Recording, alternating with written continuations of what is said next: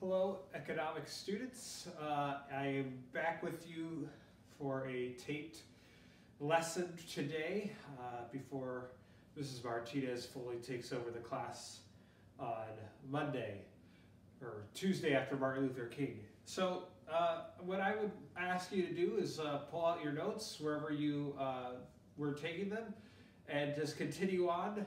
This is still topic 1. This is still Intro to Economics. And as you're pulling those out, we start with a picture of a pencil.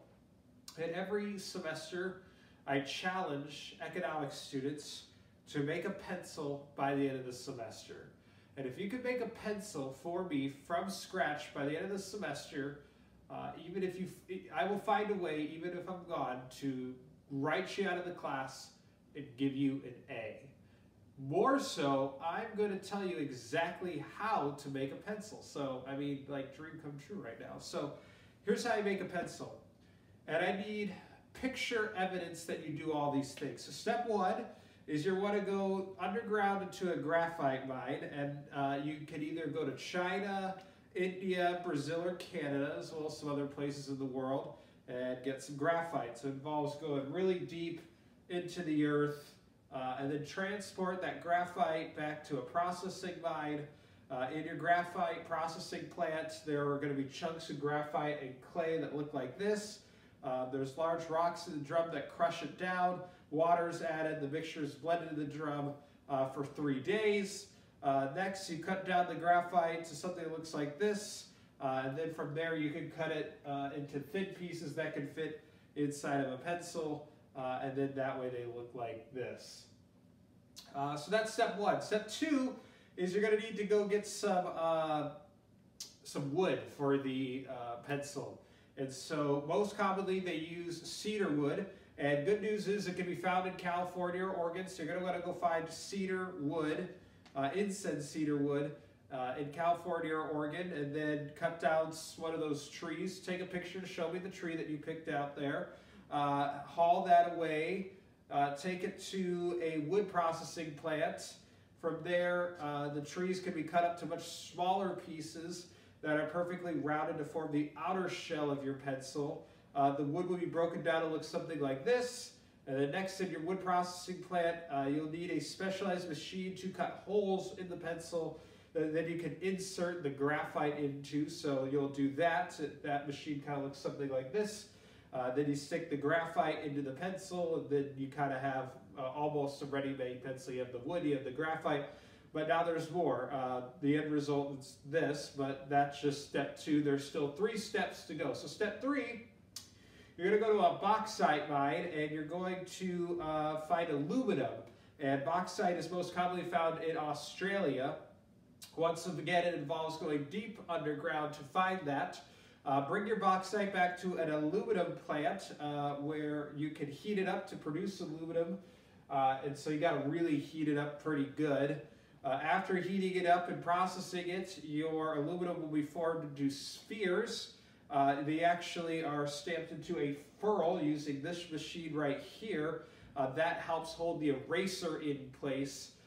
And so that is the end of step 3. Step 4 is that you need to make the eraser, and so you need to obtain some synthetic rubber. It's manufactured throughout the world. China is the biggest producer, so I recommend going to China to get your synthetic rubber. It's done by petroleum byproducts is how they make synthetic rubber, so oil is usually a common ingredient. And you break it down from these large blocks. From there, you cut it into a smaller rubber piece using this industrial machine. Then you add some beautiful pink dye to it, so it's much more pleasant to look at.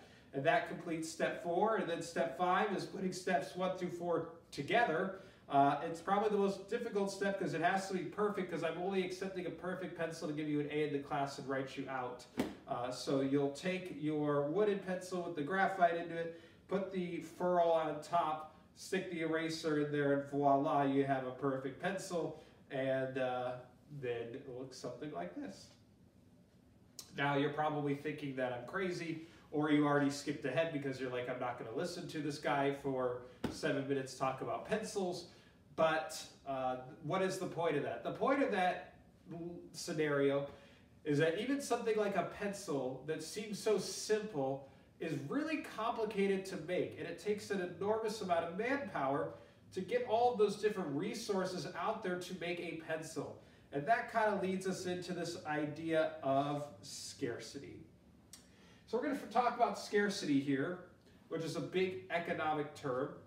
So go ahead and write that down. And scarcity is this idea that there's not enough goods and services to satisfy everyone's wants. So therefore scarcity exists. One example here is the Aston Martin 177. There's only 77 of them in the world. It costs about $2.1 billion. So there's scarcity of these. Same words, just different words. So if you didn't finish writing that, you can go back and pause it. It's the beauty of a recorded lecture. Scarcity means there's not enough of a good or service to satisfy people's wants. For example, in 2007, this baseball card of Honus Wagner sold for over $2 million because there was only 57 of them that were printed. So there's scarcity of this baseball card, which causes crazy people to pay $2.3 billion for a baseball card, which is crazy. You can also talk about like scarcity in terms of diamonds. There's not a lot of diamonds out there. You can talk about scarcity in terms of The Bachelor. Oh, Matt, The Bachelor, he's the new one, and there's 32 women that are trying to get his love. You know, he eliminated 4, and then I didn't watch the Monday episode. My girlfriend's really into it, and I think with cancer, I'm going to watch more of The Bachelor. So I think that's one thing that might be even worse than cancer is watching more of The Bachelor. I'm just kidding. But anyway, the Bachelor would be an example of scarcity because there's only one guy. It's crazy. Maybe a beach home in La Jolla. That's scarcity. Here's a beach home in La Jolla that is 7 bedroom, 10 bathroom. It only costs you $22 million. Oh my gosh. Scarcity doesn't always mean that there's a small amount of an item. Take oil, for example. There's tons and tons and tons and tons and tons of oil out there in the world.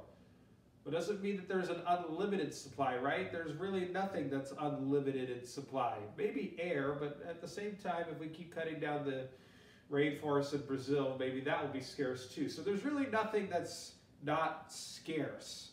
Okay, so scarcity doesn't always mean there's a small amount of an item. Take water. In Angola, this clean bag of water right here costs 10 cents a bag. So, I mean, there's scarcity of water there. Scarcity means that there isn't enough of an item to fully satisfy people's demand for it. And again, if you are having trouble keeping up with this, just pause it, go back and write it down. Take Manhattan, New York City, there's scarcity there. If you want to get a apartment, it's about $51 a square foot as of July 2013. My classroom at school is 29 by 30 feet. So rentals that size could range from like $3,000 to $7,000 a month, like the size of a classroom. It's crazy to live in something that's small too. Sometimes we don't often notice something is scarce until it's gone, like the bumblebee. As of 2018, there's now 25 species of bumblebees that are endangered, so there is scarcity of bees, and you're like, well, bees suck, they just sting me. But really, think of all the crops that are pollinated by bees, and yeah, there's some disgusting ones on here, like, what's disgusting? What do I not like? I don't like, there's actually a lot of things I like out here. Oh, I'm not really a big kale person. Oh, okay, eggplant. I don't like eggplant. So, like, if we got rid of eggplant, that's okay. But look at all the things that are on here that are important to our food system that would go away because of bees. Because of scarcity, people make choices. You have to make a choice. What's more valuable to you, right? I mean, what will a little kid say if you ask him or her to choose one of these 3 adorable puppies? Because they're scarce. You can't have all 3, kid. Through this. When a person makes a choice, they incur a cost, right? No, like, obvious, right? You make a choice, there's costs associated with that choice. You decide to go to a restaurant and order takeout, there's cost there. You decide to send your kid to cathedral, There's cost there. A person only makes a choice if the benefits derived from that choice are greater than the costs. And that's another one that's like, well, no, duh, like you're only going to do something if the benefits are greater than the costs, right? So, for example, giving like your future guys, giving your future fiance an engagement ring. Those things are expensive, but the benefits of having a fiance and getting married outweigh the costs of actually having to pay that much money for an engagement ring. Okay, let's talk about opportunity costs for a little bit. Okay, we're going to play a quick game of Would You Rather, which you might fast forward through, but that's cool, but whatever. I made the slides, we're going to do it anyway. Opportunity cost is a game like Would You Rather. So, would you rather have your own private jet or your own private yacht? Me, I'm in the jet category because yachts are like, they can't go everywhere, but jets certainly can. Let's see, would you rather have a penthouse apartment in New York City or 1,000 acres in rural Wyoming? Well, there's nothing to do in Wyoming, so I'd take the penthouse in New York City. Would you rather be able to fly or be able to turn yourself invisible? Well, if I had the jet, then I'd turn myself invisible, but if I didn't have the jet, then I'd want to know how to fly. This one's kind of weird. Would you rather be a fish or be a chipmunk? I guess I'd rather be a chipmunk because being a fish means I might get eaten by a shark. Would you rather be very intelligent but not very attractive? Oh, sorry, Bill Gates. Or would you rather be very attractive but not very intelligent? There's some old stars like Channing Tatum and Megan Fox. It's kind of outdated, but there you go. I think I'd rather take the intelligence. Would you rather become best friends with Mr. Caro, or would you rather become best friends with Ms. Wilson? This one I can't really choose because I love them both. And then finally, would you rather fight an army of zombies or fight an army of dinosaurs? I think I'd rather do the zombies because dinosaurs would assume that I'm back in prehistoric times, and that would stink. So why do I go through this? Because it's opportunity costs, and you'll notice that in a second. With an opportunity cost, you're giving up something else. So my opportunity cost of fighting an army of zombies is I don't get the pleasure of fighting an army of dinosaurs. If I decided I wanted to become best friends with Ms. Wilson, my opportunity cost would be I don't get to become best friends with Mr. Caro. So identify potential costs and benefits of each choice. So number one, you wake up for school at 6 a.m. Well, of course, the cost is you have to wake up early. The benefit is you're ready to go early in the day. Skip your 7th period class to go to Starbucks. Of course, the cost is you miss out on 7th period. Maybe you don't like it, but you miss out on that. The benefit is you get coffee. You buy the Don's Burger from the cafeteria for lunch. The cost is that it will wipe out everything in your stomach. The benefit is, or that's the benefit, the cost is that it costs money. But the benefit, it like cleanses you, like it's everything out. You take an extra elective instead of a study hall. Pro, you get to, or cost, you take away, or you have to do extra work. Benefit, you learn more. You sit through and take notes on a 50-minute lecture. Benefit, you learn more. Cost, it might stink to have to listen for that long and take notes. You work a 6-hour shift after school. The benefit, of course, you get extra money. The cost would be, yeah, you have to work 6 hours. It's a long day after spending a lot of time at school. You smoke weed with your friends at a party. The benefit is you might feel great about it. The cost is the health effects that would ensue. You attend college at a UC school. At a UC school, the benefit would be, you know, those are great institutions. The cost might be, costs a lot of money. Maybe you don't want to be that close to home. Okay, so these might change depending on you, but just the idea of practicing costs and benefits. Babies! Look at the cute babies. So how many of you might think that you might want to be a parent one day of a cute little kid? Well, if you are one person who wants to be a parent one day, just think about this. The cost of raising a child on average in the United States is $233,610. Oh my goodness, that's a lot of money. That is a lot of money. So think about that. Opportunity cost of a decision is the next best thing you could have had instead. This is an important definition. The opportunity cost is the next best thing you could have done instead. So, for example, right now you're watching this lecture video. You obviously didn't skip around because you're hearing what I'm saying right now. Well, your opportunity cost is you could have just skipped around, found the important parts, and finished a lot earlier. That was your opportunity cost. Your opportunity cost was that you could have been playing video games instead rather than listening to me. Your opportunity cost is you could have been eating a nice breakfast instead of listening to me. Your opportunity cost is you could have been watching TikToks instead of listening to me. It's the next best thing you could have done instead. Maybe you want to go to UCSD. The opportunity cost of going to UCSD might be that you could have gone to UC Santa Barbara. Or maybe the opportunity cost of going to UC Santa Barbara is you didn't go to Cal State San Marcos. Who knows? So opportunity cost is the next best thing you could have had instead.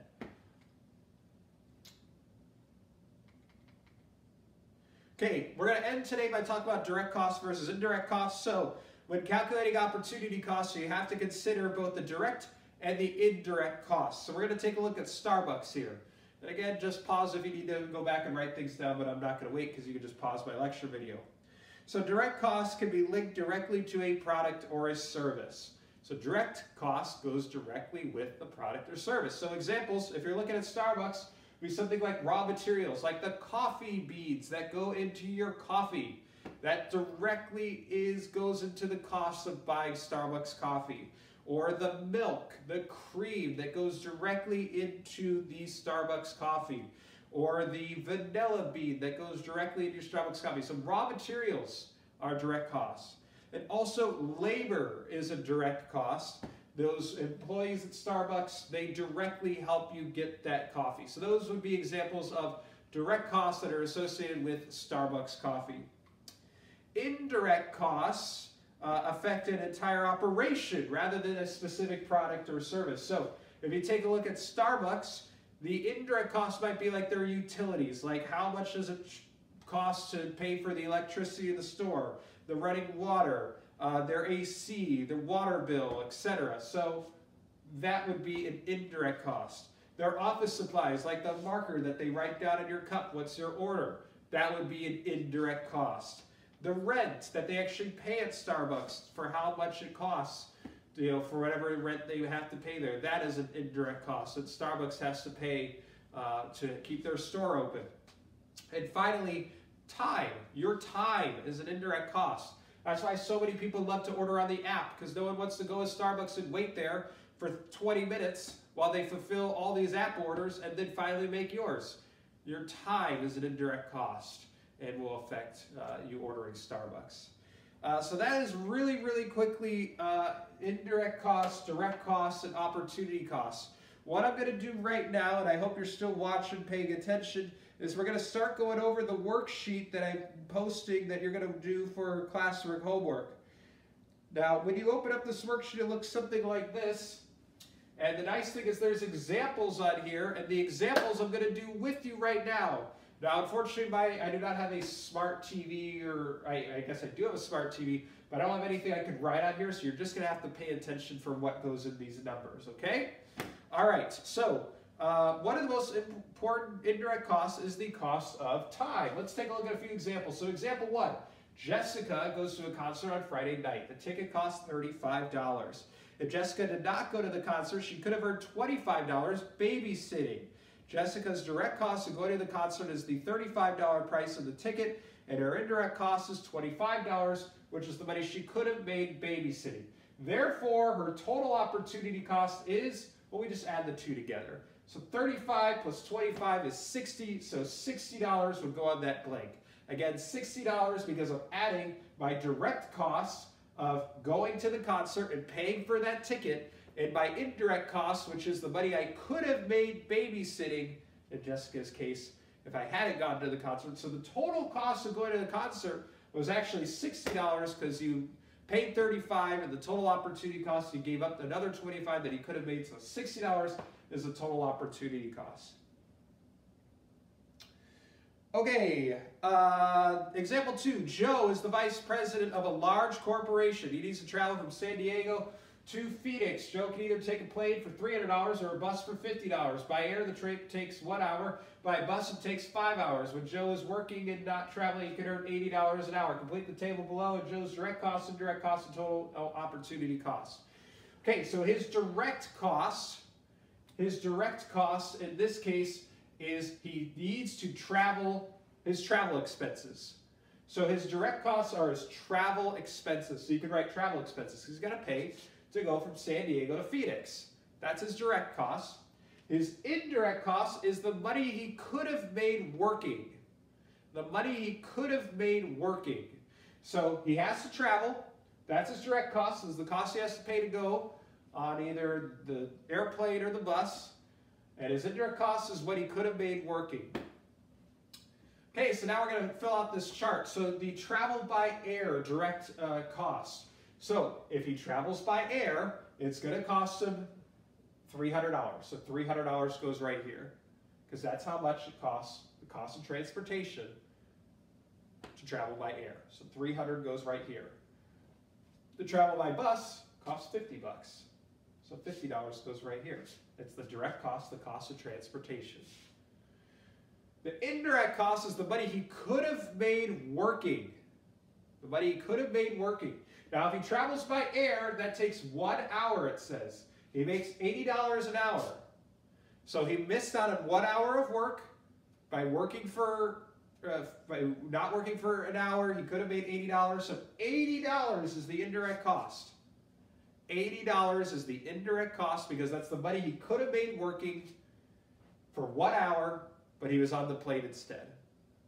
If he takes the bus, it takes 5 hours. That's 5 hours of $80 an hour work. So I do 5 times 80, that's $400. So his indirect cost of traveling by bus is $400 because he could have worked for 5 hours, but he didn't. But he could have worked for 5 hours and made $80 an hour. And 5 times 80 is $400.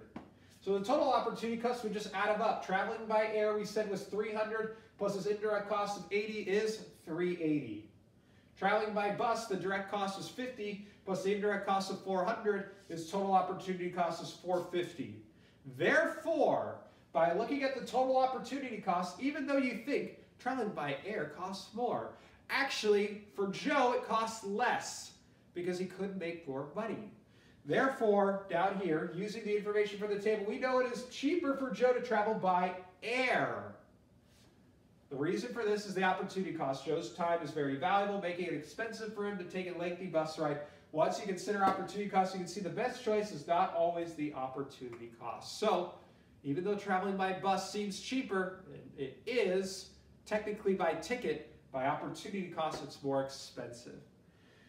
All right, hopefully you can rewind and kind of think about that idea, and then what you're going to do is do the rest of this on your own. So question 1, question 2, and question 3.